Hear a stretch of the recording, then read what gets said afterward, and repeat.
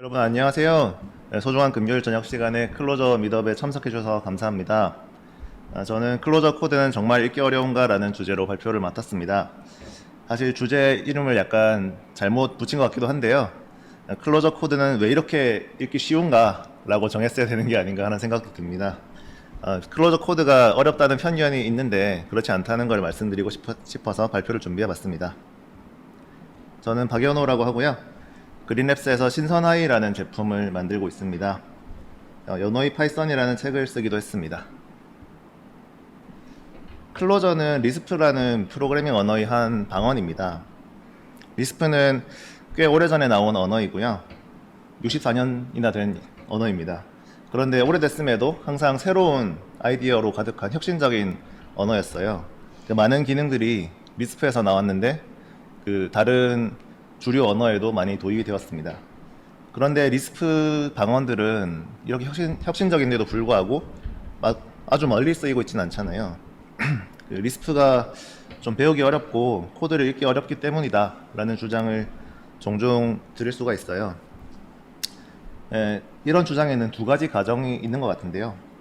하나는 어떤 언어가 인기가 많고 높은 것은 그 언어의 내재적인 특징에 근거한다 라는 생각이고요. 또 두 번째 가정은 리스프가 어렵다라는 것입니다. 저는 이 가정들에 동의하지 않는데요.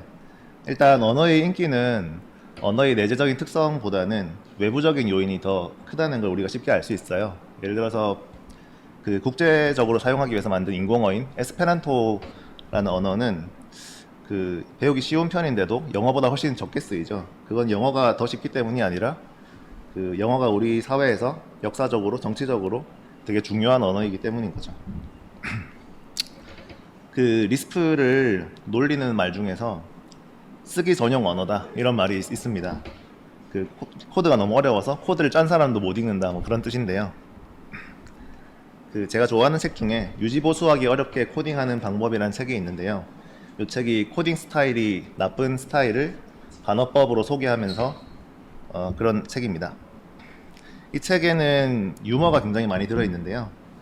그 중에 이제 리스프를 쓰면 정말 환상적으로 읽기 어려운 코드를 짤 수 있다 이렇게 소개하는 내용이 있습니다.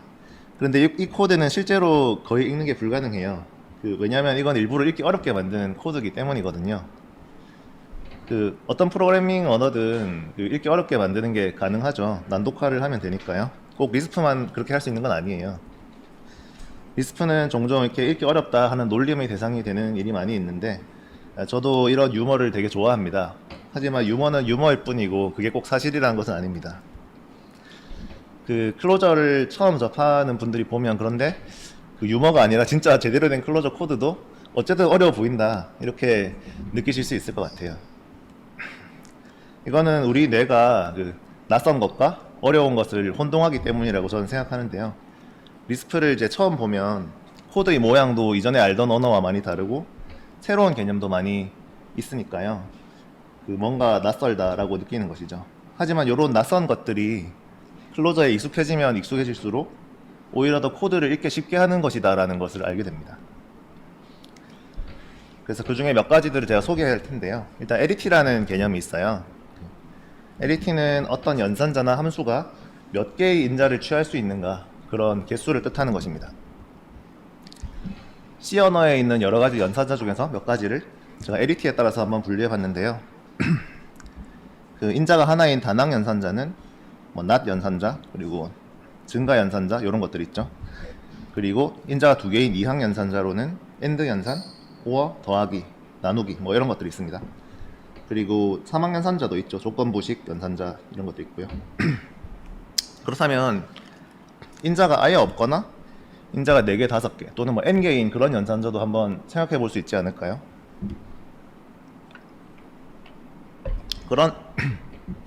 그런 연산도 분명히 가능할 텐데 그런 연산자는 어떻게 표기해야 하는가?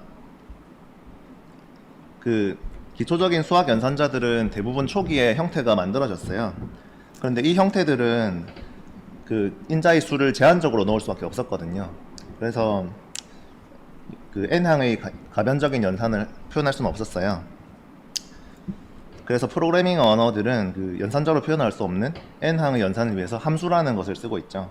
함수의 모양에서는 인자의 개수가 제한되지 않으니까요. 그래서 0개인 함수도 가능하고 인자가 n개인 이런 가변적인 LET를 가지도록 할 수가 있습니다. 즉 형태만 본다면 함수는 그 연산자들이 더 일반적인 표기법이다 라고 할 수 있을 것 같습니다. 리스프에서는 이 함수의 형태를 응용해서 S 익스프레션, S식이라는 형식으로 연산자를 표기합니다. S식을 쓰는 방법은 괄호를 열어주고 그 안에 연산자를 제일 앞에 넣고요. 그 뒤에 연산할 인자들을 넣어줍니다. 이렇게 하면 단항 연산자와 이항 연산자, 삼항 연산자 모두 표기법이 다 똑같이 만들 수가 있어요. 이 연산자 자리에다가 연산자 대신 함수를 넣을 수도 있어요. 사실 리스프에서는 연산자와 함수를 구별하지 않고 똑같은 것으로 봅니다. S식은 그 다른 언어의 함수 호출과 사실 거의 똑같은 형태라고 볼 수 있는데요. 이 표는 파이썬과 클로저의 비교인데요. 보다시피 그 여는 괄호가 연산자 앞에 있느냐 뒤에 있느냐 이 차이만 있지 다른 거는 모양이 완전히 똑같다는 걸 알 수가 있어요. 콤마가 파이썬은 있긴 한데 클로저에서는 콤마를 넣을 수도 있고 안 넣을 수도 있고 생략할 수가 있습니다. 리스프는 함수와 연산자를 똑같이 취급하고요. 그래서 규칙에 더 일관성이 있다고 할 수 있어요. 규칙에 일관성이 있다면 코드 읽는 게 당연히 더 쓰고 읽는 게 당연히 더 쉬워지겠죠. 그 S식에는 이거 말고도 여러 가지 장점이 더 있는데요. 그 중에 하나로 이제 연산자가 가변적인 에지티를 가질 수 있다는 거예요. 원래 연산자들은 가질 수 있는 인자의 개수가 정해져 있잖아요. 하지만 이 가변적인 에디티가 가능하기 때문에 플러스 연산자 같은 경우에도 인자가 두 개로 고정되는 게 아니라 인자가 아예 없는 경우, 하나만 넣는 경우, 그리고 여러 개를 넣는 경우 이런 것들이 다 가능해집니다. 이런 특징을 이용하면 되게 편한 점이 많은데요. 예를 들어서 대소 비교를 할 때도 두 개씩 비교하는 게 아니라 1, 2, 3, 4, 5를 한꺼번에 비교한다든지 또 엔드 연산을 해서 그 두 항이 모두 참인지를 볼 때도 단지 두 항만을 보는 것이 아니라 모두 다 참인가 이렇게 볼 수가 있는 것입니다. 근데 이제 방금 보여드렸던 그 엔드 연산은 좀 코드가 길다 보니까 읽기 어렵다고 생각할 수도 있을 것 같아요. 인자가 많아지면 아무래도 좀 읽기 어려워지는 면이 있는데요. 이럴 때는 인자 사이를 계행을 해주면 금방 가독성이 높아지는 걸 알 수가 있습니다. S식의 또 다른 장점을 하나 이제 말씀드리자면 그 연산자의 평가 우선순위를 전혀 신경 쓸 필요가 없다는 점이 있어요. 왜냐하면 모든 연산이 괄호로 쌓여지기 때문입니다. 그래서 괄호만 보면 무엇끼리 결합되는지를 쉽게 알 수 있고 뭐가 먼저 계산될지도 알 수가 있어요.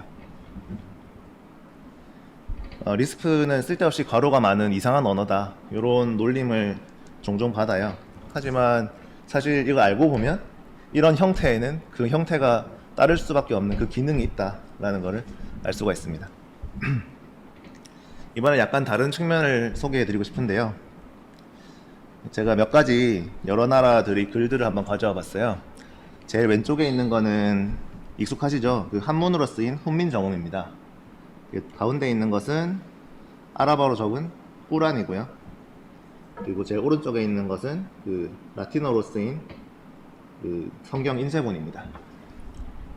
혹시 이 글들 사이에서 어떤 공통점이 있는지 보이시나요? 한문은 위에서 아래로 읽는 방식이고 꾸란은 오른쪽에서 왼쪽으로, 그리고 라틴어는 이게 왼쪽에서 오른쪽으로 읽는 방식이죠. 이 읽는 방향은 다르긴 한데요. 어쨌든 다 한 방향으로 읽는다라는 것이 공통점이라고 할 수 있습니다. 그런데 프로그래밍 언어는 한 방향으로 읽는 게 아닌 경우가 많이 있어요. 지금 위쪽 코드를 보시면 위에서 아래로 읽는 방식이잖아요. 사실 이건 좌에서 우로 읽는 방식이라고 할 수도 있고 하여튼 한 방향으로 읽는 거예요. 그런데 아래쪽 코드를 보면 함수 호출을 하기 때문에 이제 가장 먼저 실행되는 함수부터 봐야 되잖아요. 그럼 안쪽에서 바깥쪽으로 이렇게 안에서 밖으로 읽는 특이한 순서로 읽어야 되는 거예요. 근데 프로그래밍어는 이런 것들이 막 섞여 있기 때문에 코드를 읽을 때 순서가 자연스러운 흐름이 아니라 어디부터 봐야 되지? 막 이런 약간 더 자연어보다 읽기 어려운 그런 특징이 있습니다. 이런 문제는 클로저만이 아니라 모든 그 함수 호출을 하는 언어에는 다 있는 문제인데요. 클로저에서는 이 문제를 좀 해결하기 위해서 스레딩 매크로라는 도구를 제공하고 있습니다. 여기 그 아래쪽에 보면 화살표처럼 생긴 그 함수가 있는데요. 이 함수가 바로 스레딩 매크로입니다.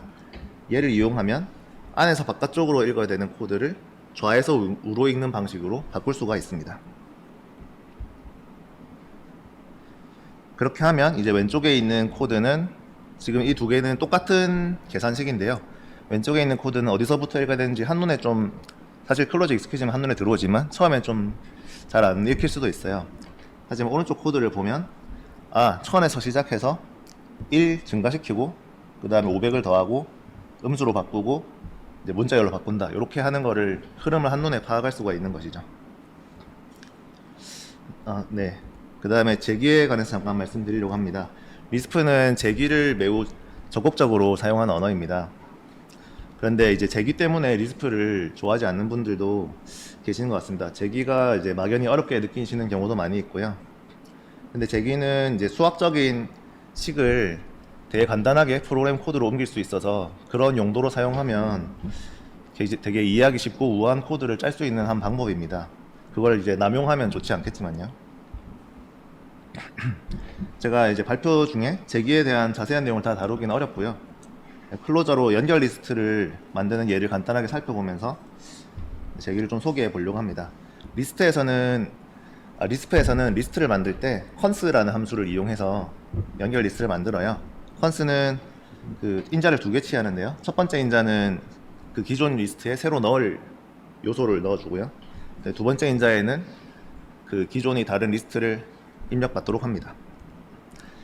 리스트를 맨 처음 만들 때는 기존 리스트가 없으니까요. 리스트 넣는 자리에 nil을 넣어줘요.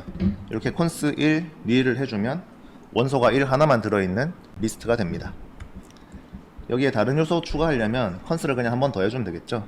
const 2 하고 기존 리스트가 방금 만들었던 리스트를 이렇게 넣어주면 그 2와 1이 들어있는 리스트가 되고요. 이렇게 한 번 더 하면 3, 2, 1이 되고, 이런 식으로 계속 const를 덧붙여 가지고 연결 리스트를 계속 이어서 만들 수가 있습니다.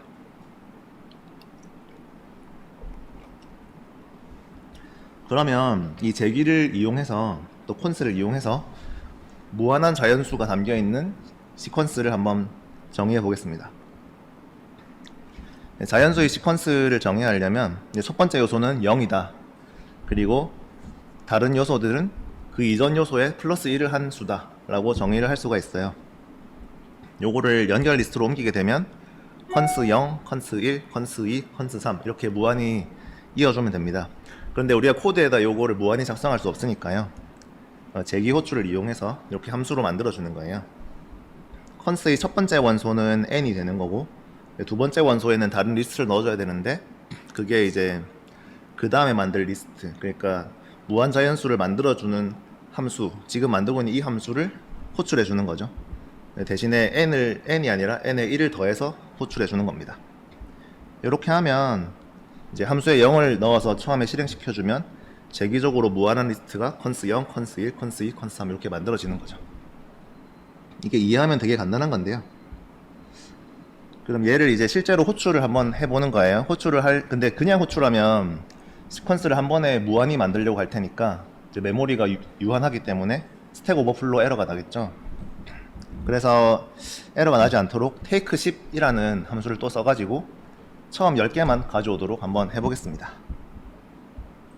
그런데 이것도 실제로 실행해보면 스택 오버플로우 에러가 발생해요.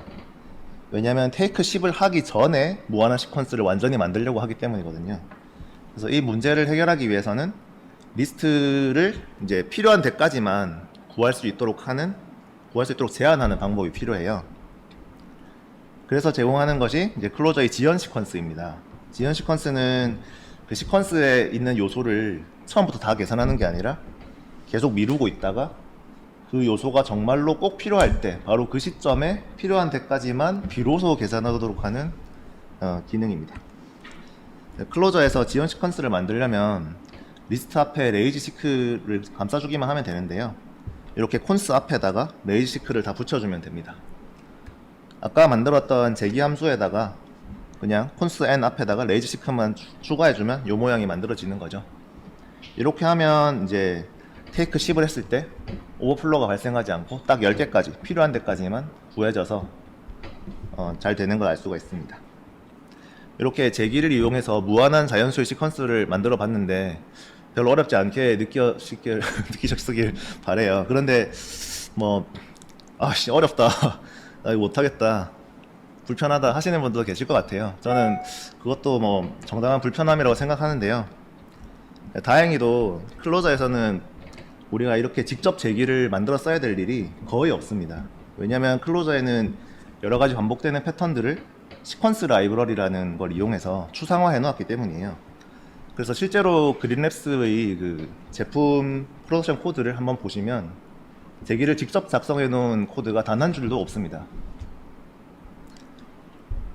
앞에서 만들었던 그 함수 있죠, 제기 함수를 지금 보면 iterate inc 0이라는 함수로 만들 수 있어요. 이 두 개는 완전히 똑같은 것이고요, 그 무한한 자연수의 시퀀스를 만들어내는 것입니다. iterate는 함수 하나와 초기값을 받아가지고 그 값에 계속 함수를 제기적으로 호출해서 값을 만들어주는 기능이고요. 이 iterate를 이용하면 아까 제기를 직접 작성했던 것보다 훨씬 더 쉽게 느껴질 겁니다. 왜 그럴까요? 그 제기를 우리가 직접 제기 시퀀스를 직접 만들 때는 제기 과정에서 발생하는 패턴을 프로그램에 직접 익혀서 작성하고 제어해야 되기 때문이에요. 프로그래밍이라는 것은 문제와 무관한 요소들을 모두 배제할 때 정복하지 못한 복잡성을 피하고 여러 고려사항들을 매우 격렬하게 분리할 수 있는 가장 효율적인 사고방식, 그 이상도 그 이하도 아닌 바로 그것이다. 데이크스트라라는 분은 고투몬의 헤로움이라는 걸 쓰면서 뭐 포몬이나 함수 같은 거를 써야 된다고 하셨던 분이고요. 나는 프로그램 안에서 패턴을 발견하면 그것을 뭔가 문제가 발생하고 있다는 신호로 받아들인다. 프로그램의 형태는 오직 그것이 해결해야 하는 문제만 반영해야 한다.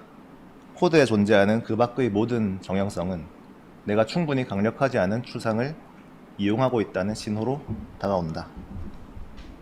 이런 이제 제가 좋아하는 명언들을 읽어봤습니다. 프로그램이 다루는 것은 문제 그 자체에 대한 것이어야 하지 문제 외의 요소가 끼어들어 가지고 프로그램을 복잡하게 만드는 것은 좋지 않다라는 이야기입니다. 코드를 짜는데 어떤 패턴이 계속 나타난다. 그리고 그 패턴을 프로그래머가 직접 작성하고 제어해야 된다. 그런 것은 문제를 불필요하게 복잡하게 만드는 문제 밖의 요소입니다. 원래 프로그래밍 언어가 그것들을 처리하는 기능을 제공해 줘야 되는데 그 기능이 없기 때문에 개발자가 패턴을 짜고 언어가 해야 될 일을 개발자가 하고 있다는 것이죠. 앞의 예를 다시 한번 살펴보면 이 자연수의 무한한 시퀀스를 만드는 문제의 본질은 기적값인 0과 그리고 그 0에다가 1을 증가시키는 함수 inc입니다. 그리고 이 함수를 계속 반복적으로 적용한다는 것이 핵심인 거죠. 그런데 지연 시퀀스를 재기적으로 이렇게 만드는 것이 프로그래밍에서 되게 자주 나타나는 패턴이겠죠. 그리고 그걸 함수로 iterate라는 함수로 추상화를 해 놓으면 다음에 프로그래밍 할 때 훨씬 이제 쉬워지는 것이죠. 이렇게 패턴을 제거하면 불필요한 복잡성이 사라지고 문제에서 핵심에 해당하는 0과 inc만 남아서 코드가 더 이해하기 쉬워지는 것입니다. 클로저에는 프로그래밍에서 자주 발견되는 여러 가지 패턴들을 굉장히 다양하고 풍부한 시퀀스 라이브러리로 일반화해 놓았습니다. 이 예제는 그 프로그래밍 클로저라는 책에 실린 자바 예제이고요. 아파치 커먼스 라이브러리라는 모험장인 코드에서 가져온 것입니다. 문자열이 비어 있거나 공백 문자만으로 이루어져 있는지를 검사해주는 함수이고요. 코드를 보시면 중간에 포문 안에서 문자열을 순회하면서 공백 문자를 검사하는 부분이 있고, 그리고 전체가 뭐 클래스로 쌓여 있기도 한데요. 제가 보기에는 이런 코드들은 불필요한 복잡성으로 느껴집니다. 클로저 코드에서는 완전히 똑같은 기능을 단 두 줄로 작성할 수 있거든요. 그 함수 정의하는 부분까지 합쳐서 두 줄이고 함수 본문만 보면 한 줄입니다. 모두가 참인가, 에버리 모두가 참인가, 그리고 각 문자가 공백 문자로 되어 있는가 라고 하는 것으로 정의가 끝납니다. 정말 문제의 본질에 해당하는 것만 남아있는 거죠. 이렇게 클로저에서는 불필요한 복잡성을 최대한 없애고 문제 그 자체에 따르는 필연적인 복잡성만 남길 수 있도록 언어에서 많은 지원을 하고 있습니다. 지금까지 클로저에서 코드를 읽기 쉽게 만들어주는 여러 가지 기능들을 제가 소개해 드렸고요. 이런 기능들은 처음에는 낯설지만 배우고 나면 클로저 코드를 더 간단하고 쉽게 작성하고 읽을 수 있게 도와줍니다. 사실 쉽고 어렵다는 것은 주관적인 면이 있습니다. 처음에 배울 때는 당연히 학습 비용이 들기 때문에 그걸 어렵다라고 말할 수도 있지만, 일단 기초를 익힌 후에는 오히려 코드를 사용하는 노력이 더 적게 들어간다 라는 관점에서는 저는 쉽다고 생각합니다. 언어는 사고를 지배합니다. 언어가 없어도 생각을 할 수 있을 것 같잖아요. 하지만 언어를 사용하지 않고 한번 생각을 해보시면 흐릿한 심상만이 떠올랐다가 사라진다는 걸 알 수가 있어요. 우리가 논리적이고 체계적인 사고를 하기 위해서는 언어에 의지할 수밖에 없습니다.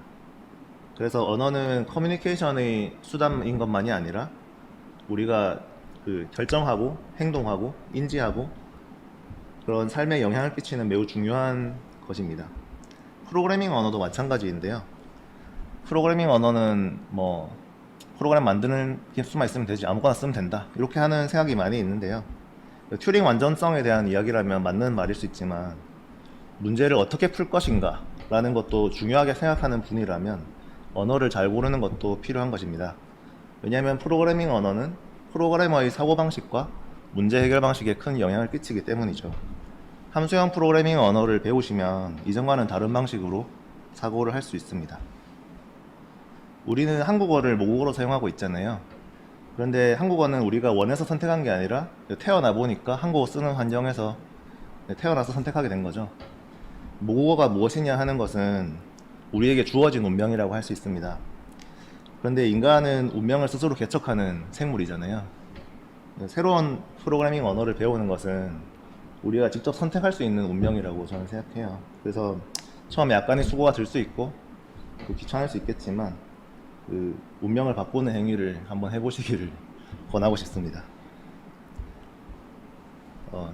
네, 지금까지 이제 발표 드렸고, 더 궁금하신 점은 나중에 게더타움에서 박연호를 찾아서 물어봐 주시면 좋을 것 같고요.